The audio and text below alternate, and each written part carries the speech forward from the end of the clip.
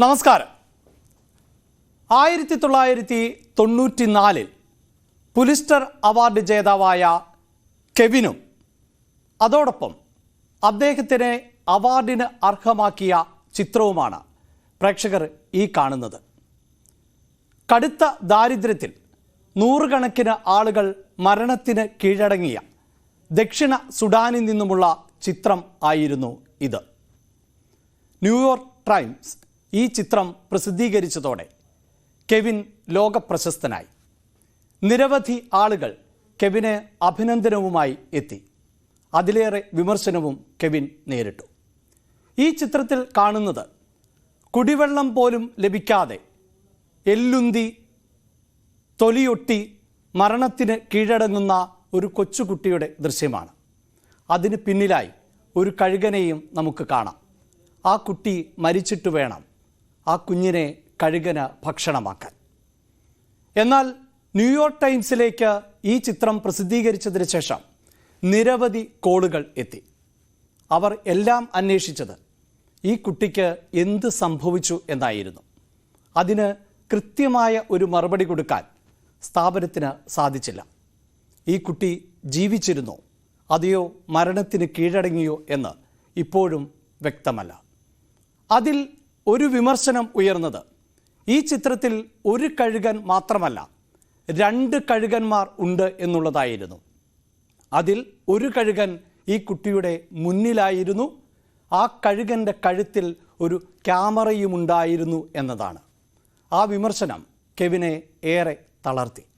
ഒരു പക്ഷേ താൻ വിചാരിച്ചിരുന്നു എങ്കിൽ ആ കുട്ടി ജീവനോടെ ഇന്ന് ഭൂമുഖത്തുണ്ടാകുമായിരുന്നു എന്ന് കെവിൻ ചിന്തിച്ചു. ആ കുറ്റബോധം അയാളുടെ മാനസിക നില തന്നെ തെറ്റിച്ചു. 33-ാം വയസ്സിൽ പുലിസ്റ്റർ ജേതാവായ കെവിൻ ആ പാപഭാരം താങ്ങാനാകാതെ ആത്മഹത്യ ചെയ്തു. ഇന്നത്തെ പകൽ വാർത്ത ആരംഭിക്കുന്നത് ഈ ദൃശ്യത്തോടെയാണ്. അതിന് ഒരു കാരണമുണ്ട്. ഇപ്പോഴും ഇത്തരം വാർത്തകൾ ദൃശ്യമാധ്യമങ്ങൾക്ക് റിപ്പോർട്ട് ചെയ്യപ്പെടേണ്ടി വരാറുണ്ട്.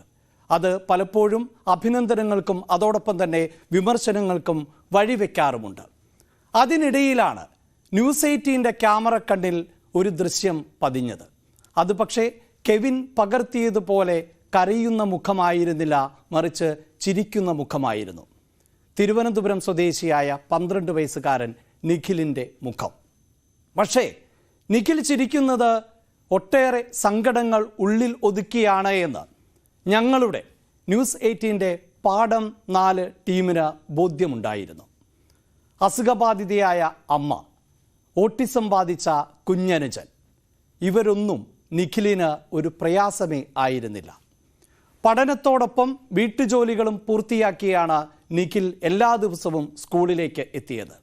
അന്നും പതിവ് പോലെ നിഖിൽ ഹാപ്പിയായിരുന്നു.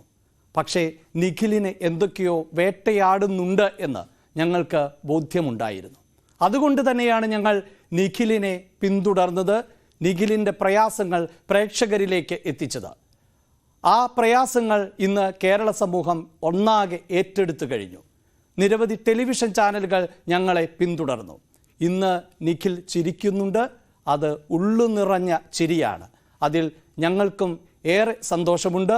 ആരുടെയും അഭിനന്ദനങ്ങൾക്ക് വേണ്ടിയല്ല, ഇത് ഞങ്ങളുടെ ഉത്തരവാദിത്തമാണ് എന്ന ഉത്തമ ബോധ്യത്തോടെയാണ് ഞങ്ങൾ നിഖിലിനെ പിന്തുടർന്നത്. അത്തരം പിന്തുടർച്ചകൾ ഇനിയും ഉണ്ടാകും. പകൽ വാർത്ത ആരംഭിക്കുന്നു. ആദ്യം പ്രധാന തലക്കെട്ടുകൾ.